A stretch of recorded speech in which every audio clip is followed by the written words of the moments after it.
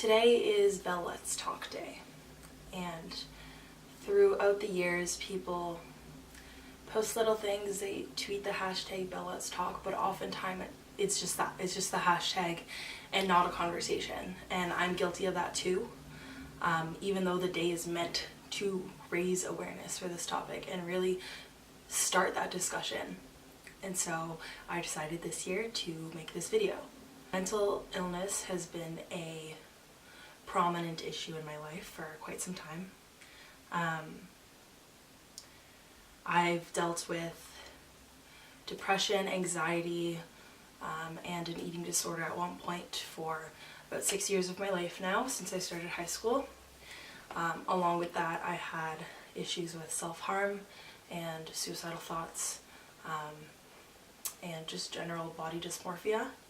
The reason I'm filming this video is to raise awareness. It's true, I know it's cliche, but what people say about not knowing what someone else is going through is so accurate. You never know.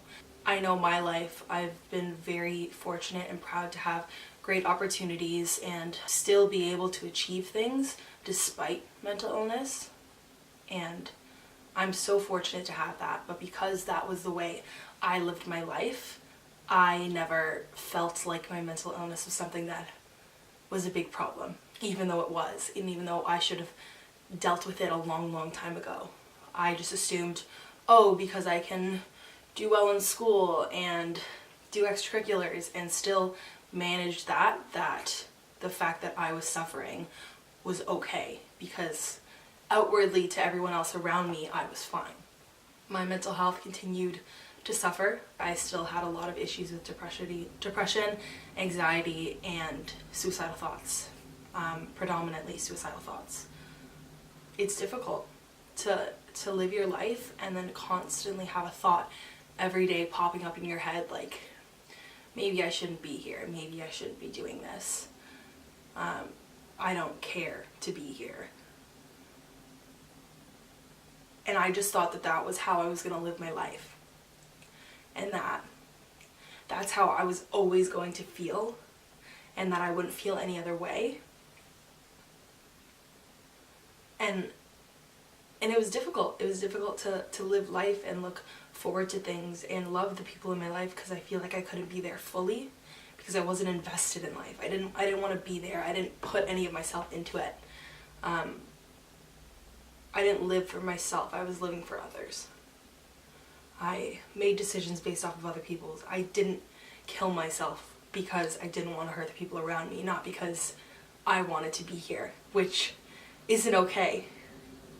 And these thoughts became very intrusive and overwhelming at the beginning of the summer of 2017, in which I went to finally seek legitimate help, and I went on medication. I came back to university for my second year, and I thought I was fine.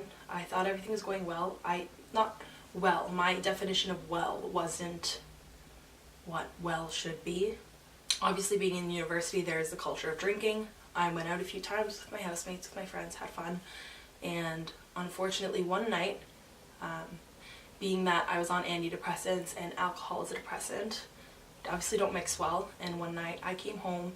I don't remember the thought process, but I ended up attempting to harm myself, and I went to the hospital. Seeing my people close to me, seeing how it affected them as well, is something I'll never forget. For me, I had become so used to these thoughts that I was desensitized to them, and that was just my life. It was just constant thoughts about not being here and playing that scenario over my head of what would happen if I did do it, with like a multitude of ways. It was just such intrusive thoughts, and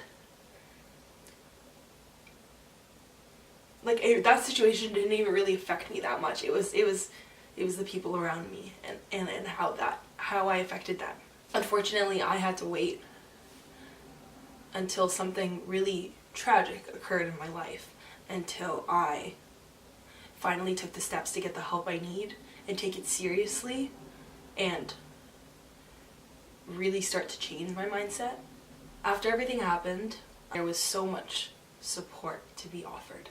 I always knew there were resources around me, but I never felt like my problems were serious enough to warrant that help. I always thought, again, because I'm a normal functioning member of society, that this isn't for me. These are for the people that really need it. It's not me. But I'm learning not to be guilty in using my resources.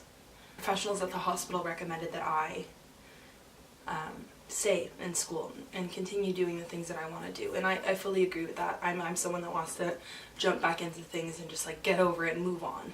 This time I knew I needed to move on in a healthier way, not just forget about it, but do something about it to move on.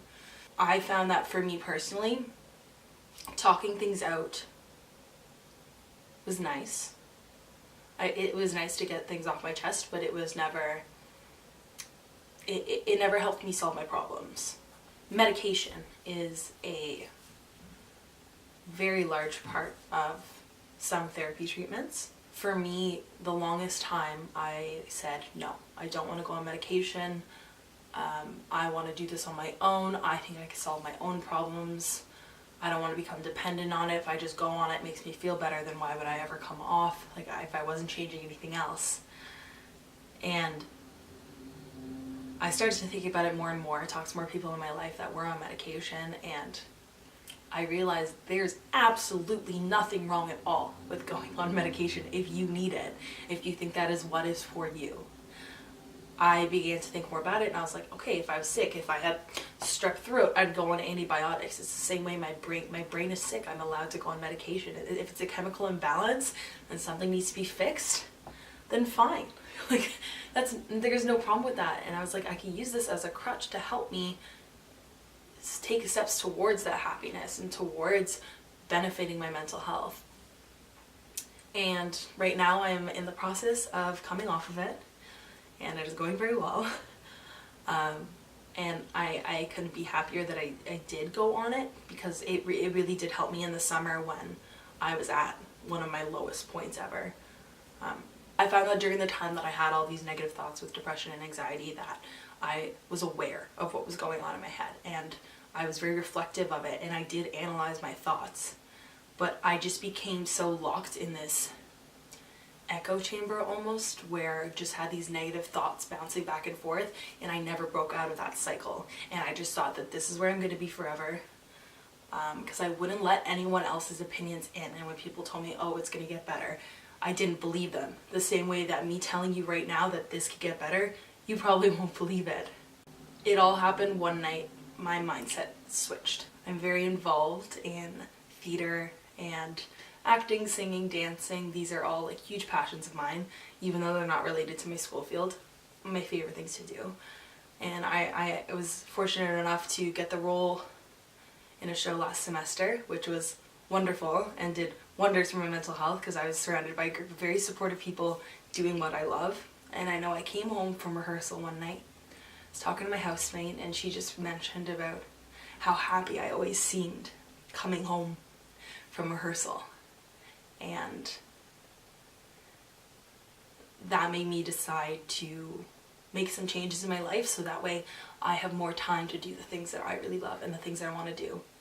And I made some rearrangements, and that was like a revolutionary moment for me, to make a decision for myself, saying this is something that I really love, something that I really want to do, and I'm going to go do it, was completely life-changing. That night everything flipped and changed. It was the first time that I made a decision without thinking, what will other people think of this? How will they react to it? It started a process of me making decisions solely based on what I think will make me happy. And all of a sudden, like, I just felt so much more free, and like a weight was lifted off my shoulders. And I felt like it was me, like, claiming what is mine, like claiming my life as my own and claiming my body as my own, and beginning to develop a relationship with that. I suddenly became excited for life, something to look forward to, knowing that, hey, I made this decision for myself, and I'm very happy about it because I get to do more of what I love. And I think we all need to do more of that.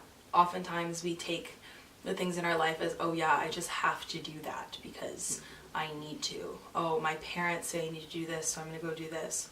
Oh, my classmates say I need to do this, so I'm going to go do this.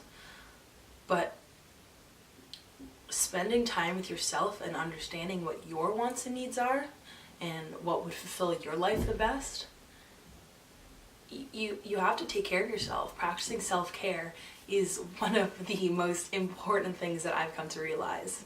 And practicing it in so many different ways. Self-care can be anything you want it to be. It could be going for a run, taking a bath, reading a book, dancing, singing, playing sports, literally anything you want it to be. It's something, an act that just makes you feel good. Taking care of yourself. And it's not just physically, it's mentally, it's everything. It's difficult. That's why you need to make sure you have a phenomenal support system around you. Unfortunately, I had a lot of people in my life that weren't able to handle what happened, and that's okay. Some people won't be able to deal with all of it, and that's not your fault. It's not their fault. I just realized that that wasn't the support system I needed around me. I had two very, very good friends with me, and without them, no idea what I would have done. Just having those people who you know love you unconditionally and will help you no matter what is so important. I can't even stress it. So forever thankful to those two friends and my family. I've learned that being alone with my thoughts doesn't mean I'm lonely. It means that I'm having time to reflect on myself and what I'm going through.